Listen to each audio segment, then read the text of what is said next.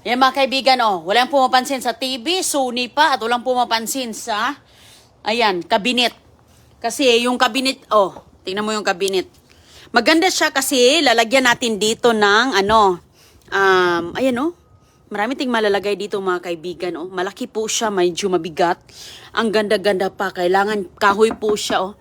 Kailangan lang po natin siyang lalagyan ng at saka lilinisin. Ayan, oh, ang ganda nito mga kaibigan. Pwede ko ilagay dito yung mga konting basket sa mga bulilit para doon ilagay yung mga kanilang mga laruan. Ayan. At saka dito, oh, di ba? Ang ganda mga kaibigan. Oh, linis lang ang katapat dito, oh. As long as hindi nasisira ang kanyang kahoy, okay sa all right. Pati TV, oh, Bravia. Sony mga kaibigan. So ang TV na to ay malaki. Malaki, parang nasa, iwan ko anong inches yan. Kumplito pa dito sa likod. Walang problema sa likod mga kaibigan. Kung nakita mo mga alikabok, normal na talaga yan kasi nga pinaglumaan ng mga Amerikano, di ba? Ayan. Mayroon pa ditong mga saksakan na hindi pa naman nangangalawang. So as long as hindi pa nangangalawang ay magagamit pa yan. So ngayon, mayroon po ditong anong tawag dyan, oh? May ilalagay at ito. Ayan pa dito sa gilid. At mayroon siya ditong, ayan. At saka on-off dito, ayan.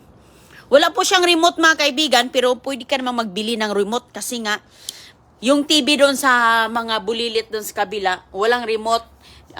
Bumili ako ng remote mga kaibigan. So ito, walang remote. At saka mura lang yung remote po, universal. At saka ito, ayan, Sony yan ha. Sony, oh, tinatapo nila. Walang kukuha, kaya si Inday Roning ay nakaswerte na. Ayan, pwede po siyang magamit sa mga, kasi HD TV po siya at meron din ditong lalagyan mo ng para makonek po sa internet, pwede. At ngayon, ayan, hi Goy! At tayo ngayon ay maglilinis sa ating mga swerte, no? Nakaswerte talaga ako at saka, ayan, no? Tingnan mo nga naman to. Ayan. Maganda siya mga kaibigan na, oh, di ba? Ang mahal nito, uy. Ayan, hindi talaga ako nakabili ng ganito. Kasi nga, makakuha naman tayo sa basurahan. Ayan, punas lang. Uy, punas lang naman katapat nito, oh. Ay, sis. Linis na agad. Oh, ayan, oh. Hindi ka na bumibili kasi nga, ay, ang ganda. Ayan, oh. Di ba? Bumalik na siya sa bago. So, maganda siyang lalagyan mo ng mga, meron siyang 2, 4, 6 na compartment. Ay, sus, uy. Punas-punas lang pala ang gagawin natin dito mga kaibigan. No? Kapag ikaw po ay masipag mamunas, masipag maglinis, makalibre ka talaga ng budget. Ayan. Siyempre, inalikabukan na yan kasi mga ano na yan eh. O, tingnan nyo, oh. Ay, sus, bumalik sa bago. Brand new. Naging brand new ang nakuha ni basurira, Inday Roning. O, di ba? Ipasok na natin to sa loob ngayon. Kung malinis na natin. O, di ba? Ang ganda-ganda niyan, mga kaibigan. O, di ba? Bongga. Bongga, walang kumuha. Walang kumuha, mabuti nga. Andun ako kay may basura truck na. Inunahan na natin ang basura truck. Ay, kaganda, oh. Goy! Halika! Tingnan mo nga, oh, linis na. Oh, ganun lang siya mga kaibigan. Huwag ka pupunta dyan, Goy! May sasakyan. Ayan, oh, tingnan nyo mga kaibigan, oh, di ba? Sus ko, kung malapit lang tayo. Sus ko. Ang dami dito mga tinatapon. Uy! Ayan mga kaibigan, oh, ay sus. Ang ganda-ganda talaga, grabe. Pwede mo pa ito ibinta kung ano ka. Negosyante ka. Pwede mo pa ito ibinta. Pero ako, magagamit ko man sa bahay, bakit ko ibibinta? Di ba? Wala. Kung ano yung makikita natin, pamimigay. O di ba mga kaibigan, oh? Magkano to dyan?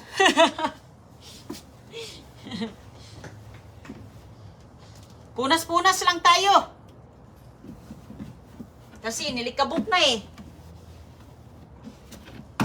Uy, hala ang TV. Okay. At saka yung TV, pwede niya natin ilagay sa ibabaw. Para siyang TV stand. Diba? Kaya nga ako mga kaibigan, hindi ako namimili dito ng mga cabinet, mga ganito. Hindi nga ako namili ng desk. Yung computer desk kasi nga, alam ko makikita ako. Hindi pa ngayon, pero in the future, mayroon tayong makikita. Kaya, ayan punas-punas lang ulit. Yung ilalim nito, punas-punasan lang natin. Okay na. Ayan walang problema. Oy, sus ko, balik alindog. Balik alindog mga kaibigan sa kagandahan. Tingnan mo nga naman di ba? Linis-linis na Ay sus. Di ba? Dito ilagay natin yung dito kaya yan siya? Parang decor lang ata yan. Parang dito ilalagay parang decoration lang ba? Ayan. So ngayon, lagyan natin dito ng mayroong mga basket-basket sa mga bulilit dito. Doon natin ilagay yung mga, mga maliliit na toys, mga arts. Di ba? So talagang bongga talaga mga kaibigan. So ngayon ay hugasan ko ulit. Guys, saan ka na? Nandun kasi si Kishana sa labas mga kaibigan. At ako naman ay nagpunas kay hugasan ko na para ipasok ko na dito. Excited talaga ako kay kaya yun siya magagamit. Lahat ng mga gamit. May TV po. Ko yung TV mga kaibigan. Pakita ko sa inyo yung TV natin na kuha. Nagamit na doon sa kabilang kwarto. Sus ko. Mayroon pang TV doon. 2 TV yun mga kaibigan. Kaso hindi na magkasya sa ating. Malaki kasi yung TV na yun eh.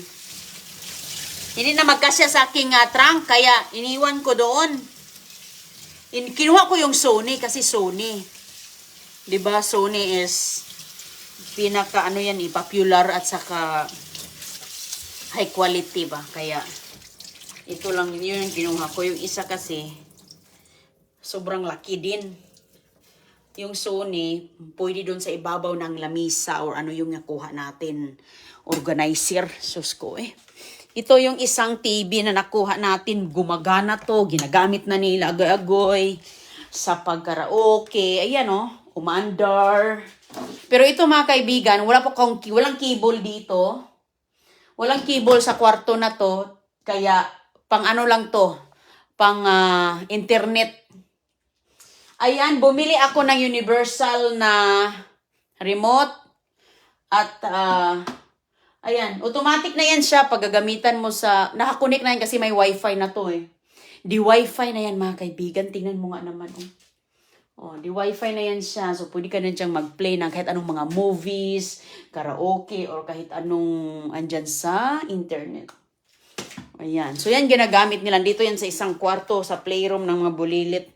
Kung magkaraoke sila, karaoke, lison, mag-ballet, lison, mag-dancing, lison, sagoy-agoy dyan. Doon siya magsayaw-sayaw. At saka yung mga kantang mga Pilipinong pambata. Ha? Lina is here. Yeah, the dog. Andun yung kaibigan ni Agoy-Agoy na aso. Yeah, Lina is there, Goy. Pangalawang punas to mga kaibigan para tanggal talaga yung alikabok. Pangalawang punas para ayusin talaga natin. Goy, halika dito, Goy. Halika dito kasi busy na ang road. Halika. Halika.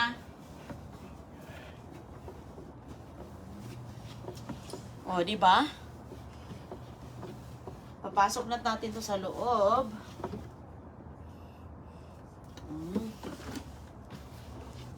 Halika na, anak! Ayun, okay na to. Pwede na natin itong paglalagyan ng mga nila. Pwede din ito sa playroom ni Agoy-Agoy. O yung TV, isunod ko yung TV mga kaibigan, maalikabok din. Minsan kasi yung iba dito, kahit hindi na nila ginagamit, tinatago pa rin. Tinatago at tinatago sa garahe. So ang nangyari, nag-clean up, naglilinis, hindi yan sira. Walang sira yan mga kaibigan. O ayan, pasok na natin sa loob. Saan natin ito ilalagay? Krishana, come inside. Halika na. Okay, pasok muna tayo ha. Pasok na tayo, pasok. So, paano ito natin i-ano, be?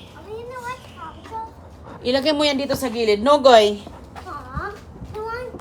Okay, hala. Saan natin ito ilalagay? Wala tayong ano. I-ano ko muna siya mga kaibigan. Kukunin ko saan natin ito kukunin ko muna kasi ano ko muna kay Shanay. Ayan. Lagay ko muna dito mga kaibigan. Kukunin ko. Ipasok ko na. Monday. Pasok na kay Al. Papasok na ako. Sige na. Halika na.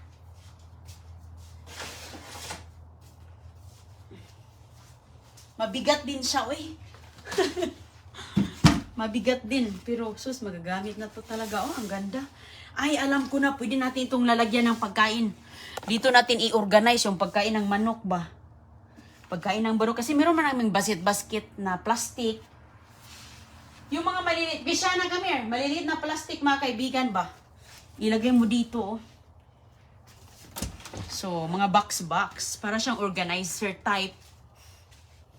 Halina, Goy! Isa na ako sa garahe. Isa na ako